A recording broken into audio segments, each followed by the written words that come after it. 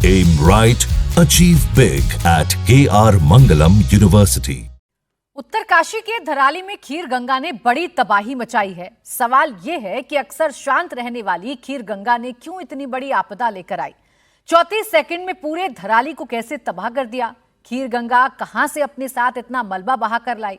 खीर गंगा में जो जल विस्फोट हुआ है उसकी असली वजह क्या है, इस रिपोर्ट में देखिए।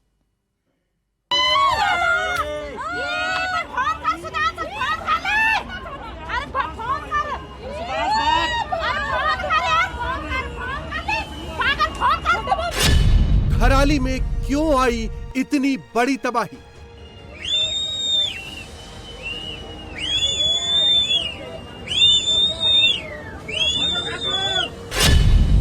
क्लाउड बर्स्ट या कुछ और वजह।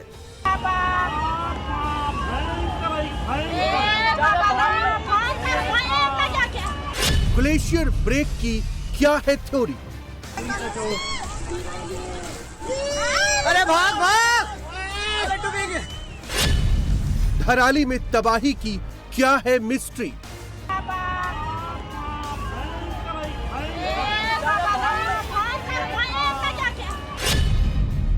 जल विस्फोट की क्या है ज्योग्राफी।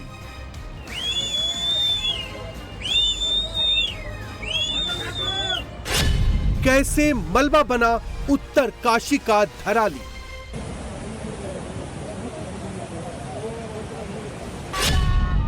उत्तरकाशी के धराली में हर तरफ तबाही का मंजर है, मलबा ही मलबा दिख रहा है। अरे बह गया। 5 अगस्त 2025 को दोपहर 1:45 पर कुदरत ने ऐसा तांडव दिखाया कि 34 सेकंड में ही सब कुछ तबाह हो गया। क्या दुकान, क्या मकान, सब कुछ मिट्टी में मिल गए। बड़े बड़े होटल और होम स्टे सब कुछ तिनके की तरह बह गए। देखते ही देखते धराली गांव मलबे में तब्दील हो गया।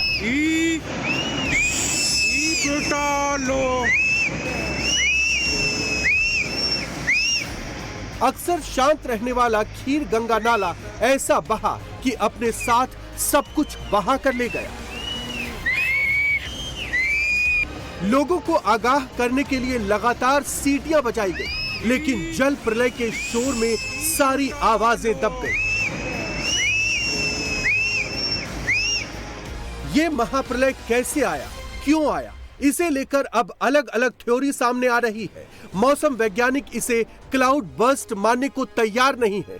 तो इसकी वजह क्या है, पहले आपको वो बता देते हैं। मौसम विभाग के मुताबिक 4 अगस्त और 5 अगस्त को 8 मिलीमीटर से 10 मिलीमीटर तक बारिश हुई, जबकि बादल फटने की परिस्थिति तब बनती है जब 100 मिलीमीटर से ज्यादा बारिश होती है। यानी क्लाउड बर्स्ट के लिए जो पैरामीटर सेट है उसके 10वें हिस्से के बराबर ही बारिश हुई थी। तो फिर ऐसे में जो फ्लैश फ्लड आया उसकी असल वजह बादल फटना नहीं बल्कि कुछ और है। इसके लिए एक वजह अस्थायी लेक का बनना बताया जा रहा है। वैज्ञानिकों का कहना है कि धराली के ऊपर जो घने जंगल है वहां पर अस्थायी लेक बन गया है, क्योंकि धराली और उसके अगल बगल बेहद नैरो वैली है, ऊंचे पहाड़ है।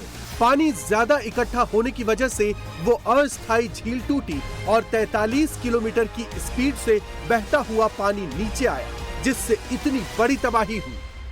हमें जो सूचना मिली है उसमें तकरीबन 150 लोगों को सुरक्षित स्थानों पर पहुंचाया गया है और रिलीफ कैंप्स भी स्थापित किए जा रहे हैं। एक लेक फॉर्मेशन हुआ है, चूंकि ये मक और जो फ्लैश फ्लड आया है उसकी वजह से एक लेक फॉर्मेशन हो गया था वहां पर, उसमें कुछ पानी भराया था, मगर फिलहाल बताया जा रहा है कि वो अभी सुरक्षित है, उसमें पानी का निकास हो रहा है, इसलिए कोई चिंता की बात नहीं है। खीर गंगा में ऊपर से जो पानी आ रहा है वो काले रंग का है। धराली में जो मलबा जमा है वो भी स्लेटी रंग का है। जो बताया गया है कि ऐसा पानी और मलबा जमे हुए स्थान के टूटने से आया है।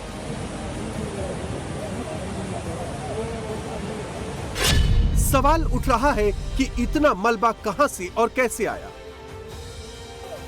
धराली गांव में आपदा के बाद करीब 30 फीट तक मलबा जम गया है। बाजार की कई दुकानें और आसपास के मकान जमींदोज हो गए हैं। बताया जा रहा है कि धराली गांव से लगभग 7 किलोमीटर ऊपर की तरफ समुद्र तल से लगभग 6,700 मीटर की ऊंचाई पर स्थित ग्लेशियर डिपॉजिट डेबरी का एक बड़ा हिस्सा टूटने से मलबा तेजी से नीचे घाटी की तरफ आया। साल 2018 में जिला आपदा प्रबंधन की जांच में पाया गया था कि ऊपर बुग्याल की जड़ों में कटाव हो रहा है। साल 2022 में ऐसी गूगल इमेज भी निकलकर सामने आई थी जिसमें दिख रहा था कि ऊपर ग्लेशियर के पास दो लेक आपस में मिलती हुई नजर आ रही हैं। वो बस आपस में मिलने की कगार पर थी। संभावनाएं हैं कि अब ये लेक आपस में मिल गई होंगी और एवलॉन्च हुआ होगा, जिस वजह से नीचे इतनी भारी तबाही हुई, जैसा कि साल 2021 में चमोली जिले के श्रीगंगा आपदा के दौरान हुआ था। सैटेलाइट इमेज के अनुसार कैचमेंट एरिया में 2 ग्लेशियर हैं, जिसमें बड़ी बड़ी दरारें दिख रही हैं। ग्लेशियर मलबे की मोटाई 300 मीटर और क्षेत्रीय विस्तार तकरीबन 1.12 वर्ग किलोमीटर बताया जा रहा है। यहाँ से आइस एवलॉन्च आया होगा, जिससे ग्लेशियर में जमा मलबा तेजी से नीचे की तरफ आया। धराली में मची तबाही के वीडियो को देखें तो उसमें सैलाब बहुत तेजी से नीचे की तरफ आता दिख रहा है। सैलाब की स्पीड की वजह से स्टीप स्लोप भी है। धराली गांव में ये आपदा पहली बार नहीं आई। धराली में आई भारी तबाही के पीछे एक वजह क्लाइमेट चेंज की भी बताई जा रही है। असल में क्लाइमेट चेंज होने की वजह से बादल फटने की घटना 3 से 4 हजार मीटर की ऊंचाई पर हो सकती है, जो पहले 1 से 2 हजार मीटर की ऊंचाई पर हुआ करती थी। लेकिन क्लाइमेट चेंज होने की वजह से इस पैटर्न में बदलाव आया है, क्योंकि 3 से 4 हजार मीटर के ऊपर बारिश नहीं बल्कि बर्फबारी होती है। लेकिन क्लाइमेट चेंज होने की वजह से 3 से 4 हजार मीटर के ऊपर भी बादल फट रहे हैं, बारिश हो रही है, और बारिश लगातार होने की वजह से ग्लेशियर फटते हैं और फिर ये ग्लेशियर किसी अस्थायी लेक पर आकर गिरते हैं, जिसकी वजह से उतने वजन की लेक टूट जाती है और सीधा तेज रफ्तार से नीचे आती है। और शायद इसी तरह की घटना धराली में भी देखने को मिली है। धराली में पिछले 10 साल में तीसरी बार तबाही आई है। इससे पहले साल 2013 और 2014 में भी पहाड़ पर बादल फटे थे, जिससे खीर नाले ने तबाही मचाई थी।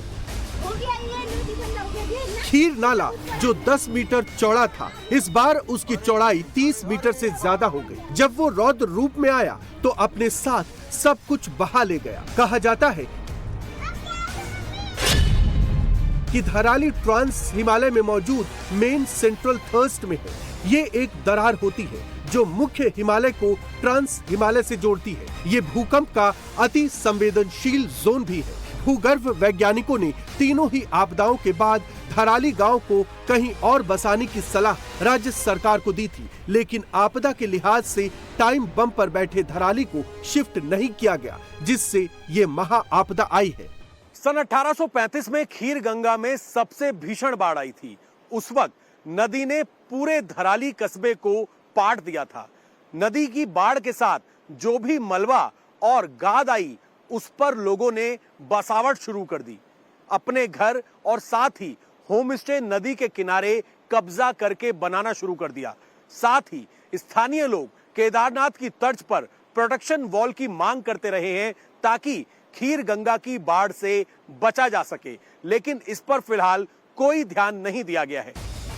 धराली जो गंगोत्री से महज 18 किलोमीटर दूर है, यहीं पर माता गंगा का मायका भी है, जिसे मुखबा कहा जाता है, जहां सर्दियों में गंगोत्री मंदिर का कपाट बंद होने पर मूर्ति को यहां लाकर रखा जाता है। कल जब महासैलाब आया तो सबसे पहले मुखबा के लोगों ने ही देखा और सीटी बजाकर लोगों को आगाह करने की कोशिश की।